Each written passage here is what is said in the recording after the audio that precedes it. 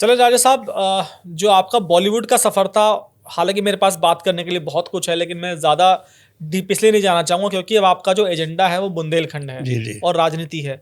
अब सीधे बुंदेलखंड एक और किस्सा आपको सुना दें, आपने कहा जी कुछ अनकहे किसी। जी अमिताभ बच्चन एक ऐसे भरोसेमंद आदमी हैं और उनकी ज़िंदगी भर में इसलिए अपने गुरु पिताजी और उनके बाद अमित जी को मैं सम्मान करता हूँ। हम लोग शूटिंग कर रहे थे, मैं आज़ाद हूँ की, तो मैंने एक परफ्यूम किसी ने दिया था और वो मैं बहुत एहतियात से चलाता था। तो मैंने उसकी खुशबू देखी तो अमित जी में अरे मैंने कहा साहब आप अरमानी लगाते हैं? तुम भी अरमानी लगाते हो? आप पास में ही खड़े थे। Good good. अब साहब अब बात कही हो गई, ख़त्म हो गई, हमारी शूटिंग भी ख़त्म हो गई। जो प्रोड्यूसर थे हबीब तनवीर साहब, हबीब साहब, हबीब नाडियाडवाला, उनसे मेरा झगड़ा हो गया था। वो 4-6 लोगों को छोड़कर बाकी जो दूसरे बच्चे रोल कर रहे थे उनको जूनियर आर्टिस्ट के साथ खाना खिला रहे थे। अब मैं नेता बन गया, उनकी लड़ाई लड़ी, हम वॉकआउट कर गए, मुझे फिल्म से निकालने तक की नौबत आ गई ये और वो, और अल्टीमेटली चूंकि मेरा रोल इतना अहम था कि वो निकाल नहीं पाए। डायरेक्टर टीनू आनंद ने कहा नहीं वो राजा बगैर हो, तो हमें फिर बुलाना पड़ा। तो लेकिन हमारा हबीब साहब से मनमुटाव हुआ। बहुत दिनों बाद मैं हेल्थ क्लब में था, मुझे एक मैसेज आया कि आपसे हबीब नाडियाडवाला मिलना चाहते हैं, वो आपको ढूंढ रहे हैं। अरे मैंने कहा यार ये तो उसको ये मरवाएगा, ये तो लगता गुंडे मुंडे ढूंढ लिए इसने। तब तक फिल्म रिलीज नहीं हुई थी, तो मैं इधर उधर गया, छिपता रहा। फिर अल्टीमेटली मुझे लगा कब क्यों छिपूंगा, एक दिन इनके ऑफिस में पहुंच गया। मैंने हाँ सर बताइए। अरे यार तुम अच्छे हो, आ गए यार, वो अमिताभ बच्चन ने एक परफ्यूम लेके आए हैं और तुम्हारे जन्मदिन पर देना था। आप बिलीव नहीं करेंगे, this is how is Amitabh Bachchan, Armani की वो बॉटल। अब वो मैंने सालों चलाई इतना सा रख रख के। फिर अमित जी से जब मिला, बोले मुझे याद था कि तुम भी अरमानी इस्तेमाल करते हो। This is how is Amit ji. मैंने कहा ये इंसिडेंट आपको बता दूँ अपने लोगों के।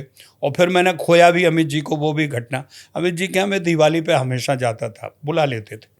एक दिन मैं जैसे ही दिवाली पे उतरा तो मेरा एक दोस्त है, वो बोला कि कहाँ जा रहे हो? मैंने कहा अमित जी कहाँ? अरे मिले ले चलो, मैं नहीं मिलाऊँ। बस that was the last day.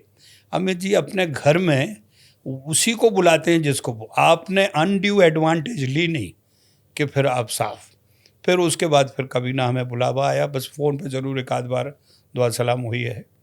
तो वो मैंने अपने अमिताभ और अपने संबंधों पे अपने दोस्त को मार लिया। वो फिर संबंध उस तरह से नहीं रहे। हम ले गए, मिलवाया, उन्होंने चाय वाय भी पी।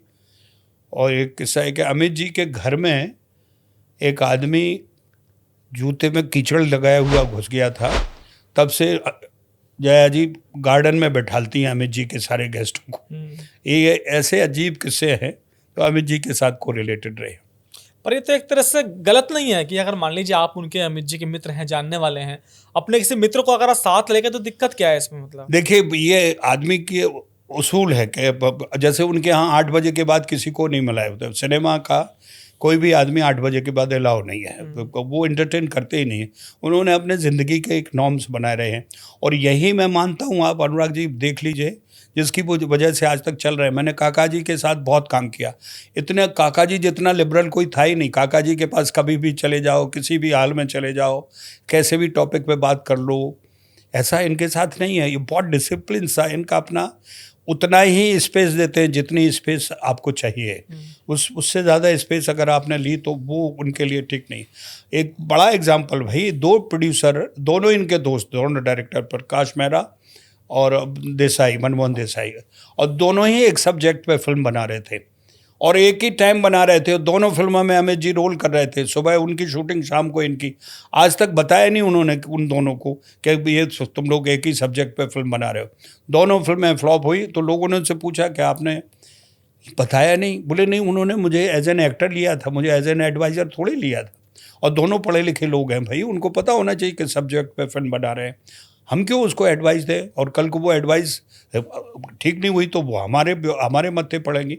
तो वो अमित जी का एक बिल्कुल निश्चित है और आज भी वही है जहाँ तक है। लेकिन काका जी का बिल्कुल लिबरल था। धर्मेंद्र हुए, काका जी हुए, शत्रुघ्न सिन्हा हुए, ये लोग बिल्कुल दूसरे किस्म के बाज के आदमी हैं। अब हम शत्रुघ्न सिन्हा के तो घर में जाते, भैया भैया ये 2 लोग आए हैं आपसे मिले, आओ आओ। तुरंत बुला के फ़ोटो खिंचवाना, बाय करना, चाय पिलाना, लेकिन उनका नहीं है।